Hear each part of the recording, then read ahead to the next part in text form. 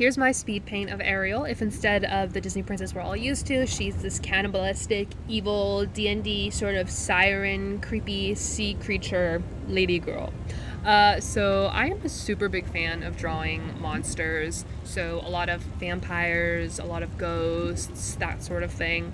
And I don't know, I've always loved the idea of sirens. I grew up in California, so I went to the beach a lot, and we used to play mermaids. I think most girls did. But I always liked to be like, I don't know why. I don't know what's wrong with me. I was kind of edgy back then. Like, okay, me and my friends used to play this game where we would all pretend to be like Greek goddesses, and I didn't want to be a Greek goddess. I wanted to be Medusa. Like, I just love these like little monster girls, even when I was little. So surprise, surprise, I'm drawing another one here.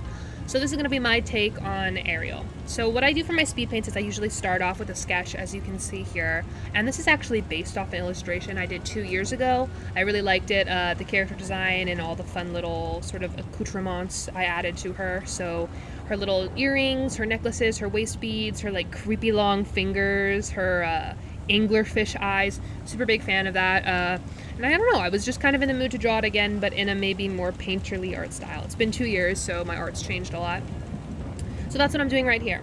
And I picked these colors. They're typical sea monster-y colors for her skin. I wanted her eyes to be these luminous, sort of creepy anglerfish, like glowy things, right? So if you imagine like a little sea monster staring at you from the depths of the ocean, it would sort of look like this.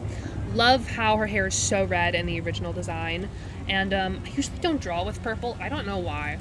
That's just not a color I use that much. But I really like that contrast, the sort of bright purple with her hair, her skin, and her tail. When it came to her design, I also wanted her tail to have a smoother transition to her body. In the cartoon, it's like a hard line. It's like she's wearing pants, right, that are her tail. And I was like, girl, if this is her skin, it'd be like a smooth transition. So I wanted to look like her skin transforms into scales. And I guess sort of focusing on the anatomy element, giving her a little more of like a figure, right? So that also involved bulking up her waist. In the original cartoon, her waist is like 8 inches. Girl, I wish, but like that's not how she's built in my illustration. I don't know. I'm a big fan of, again, pinup girls, that sort of design. So adding in that kind of element with some of the shading here.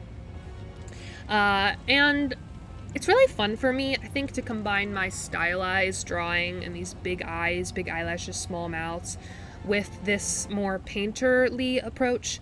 So with the shading on the face being a little more diffused, and then also still having these dark, hard outlines. I've always been told you're not supposed to shade with black, you're not supposed to overuse it, but girl, I love shading with black. I think it adds so much depth, and it really makes the illustrations pop, sort of. I've seen like comic books pop in that way, where they just really stick off the page, and I don't know, I'm not super big fan of hyperrealism personally.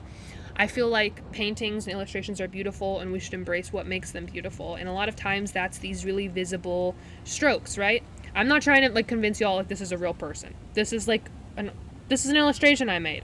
And I really like having these hard, visible lines, which is great when you use digital art. It's something that you can totally use, and I think the medium really lends itself to that. And also what I love about digital art, you can see here, me doing all these little adjustments. So many times I've been painting IRL, and I'll be like, oh, the head's a little off, but I'm not going to repaint the whole thing, so her head's just going to be off. Here, I'm like, oh, the head's a little bit too small. I just make it bigger, and I don't have to ruin the entire painting to do so. So super nice about digital art. I've been doing digital art since I was 12, and I'm 20 now. So 8 years, you sort of learn the little, shortcuts that help you. So fun thing with digital art is you can also try out a bunch of different things. You can see right there I was testing out different background colors. I stuck to white for now. By the end I go back to black to give it more of that like dark horror-y element. Also a big part of that is the eyes, the horror element. So I love drawing creatures with massive eyes, because I think massive eyes are sort of associated with innocence, right? So like youthfulness, being very girly, childish, right? Because like little girls, they have these big eyes, right? So wanting to have that, but it's this very threatening, sort of twisted creature, right? So sort of a subversion of that. And I don't know, I like in my creature designs to not sacrifice their like girlishness or femininity while trying to make them scary. I think sometimes you'll see horror designs where they're just really grotesque, and I think I think combining the grotesque and sort of creepy elements with these more like cutesy, beautiful things is really cool to me. So, like for her hands, I wanted to make them a little bit like too long, like claws or something, but not have them be, not have her look too monstery, right? Because sirens are, in essence, beautiful women who lure sailors to their death because they're actually monsters. So, wanting her to look pretty human like, but then also, like, the lower down you get, like, the further down in the water, you're like, oh, this girl is not a human. Uh, so yeah, also wanting to showcase her personality. I've been working a lot on this Habermania, which is this indie game, Alice in Wonderland inspired indie game that I'm the creative director of. So I've been working a lot on that, and it was super fun to go back to some character design and just showcasing personality through outfits. It's my favorite thing to do ever. That's actually why I started the game, is I just made these character designs, and I was like, these characters need a story to be a part of. So, super fun to do that here. Wanting to showcase her sort of quirkiness. I imagine she's super curious. So she maintains some of the personality traits that she has in the movie. Super curious, super adventurous, super quirky, but also this like flesh-eating monster who doesn't really understand human social cues. I wish there was a little bit more of like off-puttingness in the Disney movie.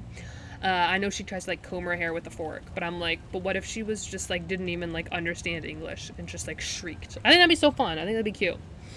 But I guess wanting to put it for like a more mature audience, right? So she has these gills I drew on her torso, and I put a little bit of red in them because gills are usually red, but also to have this sort of gross like open wound effect. And the red there sort of matches the red of her hair, the red under her eye, on her hands, on the tips of her tail. That's another thing I like to do with most of my designs. I like to put a little bit of red right under, like at their waterline. Most people have like pinkish waterlines. But to me, it just makes it look like their eyes are super far open, and that red is just also a little bit off-putting. And again, it's just sort of like adding that horror-y element in there. Oh, geez, sorry.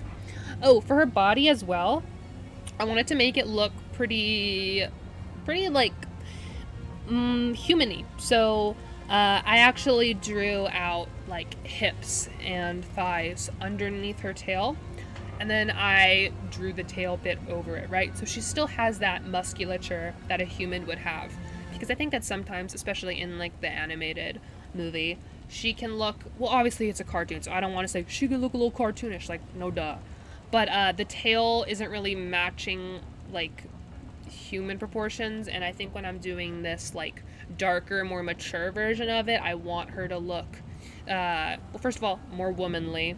I think it's kind of, I don't know, I don't really understand the hype with making like teenagers the main characters in every single movie ever, especially like in America. I don't understand why we do that. Like, y'all remember being a teenager? It was not fun. Like, teenagers are just like little weirdos.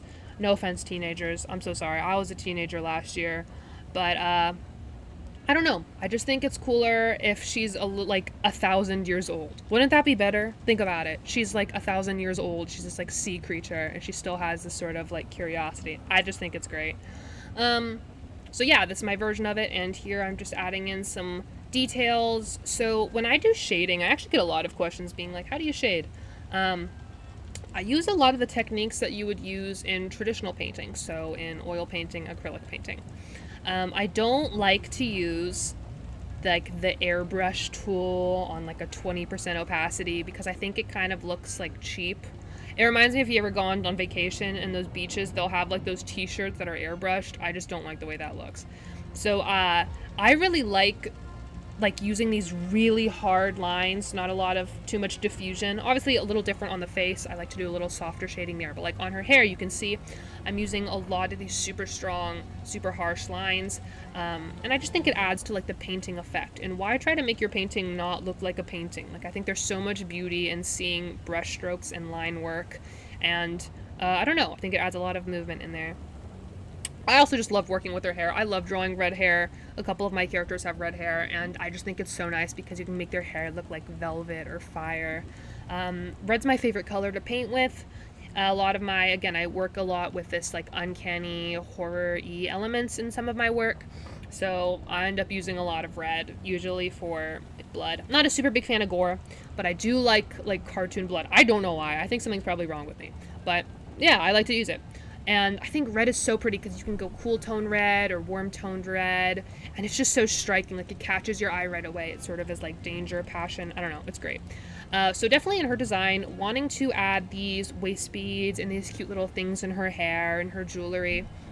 It's very girly, it's very feminine, but it's also sort of edgy, right? Like, I don't know, I wanted to give her a bunch of piercings, this like shark tooth, like bracelet. I was gonna add fingerless gloves for a second on one of her hands, and then I was like, that's too much, girl, pull back. So I didn't. But I think my favorite thing about this design is gonna be her earrings, the spoon and fork. They were so fun for me to just design and kind of make her quirky, and just a little off-putting. And here I'm adding in some lighting and stuff, so I added in a multiply layer and then a overlay layer on top of that for the highlights. Signature, obviously. And then just doing some brief comparisons to the old design and wanting to give it a black background just to add to that sort of edginess and darkness of this image. And then I'm going to do a little close-up of some of the decor. And that's the finished illustration. Really happy with how it turned out. Super fun. I'm going to actually make this as a print. So if you come to a convention that I'll be at, I think I'm doing Fan Expo in Dallas in October. You'll be able to pick up this print here. I'll probably put it on my wall myself because it's summer and I love having these creepy little girls in my walls. You should see my walls right now in my bedroom. They're just full of like horror illustrations. I don't know how I sleep at night. But yeah, thanks so much for watching, and I hope you stick around for the next one. Goodbye.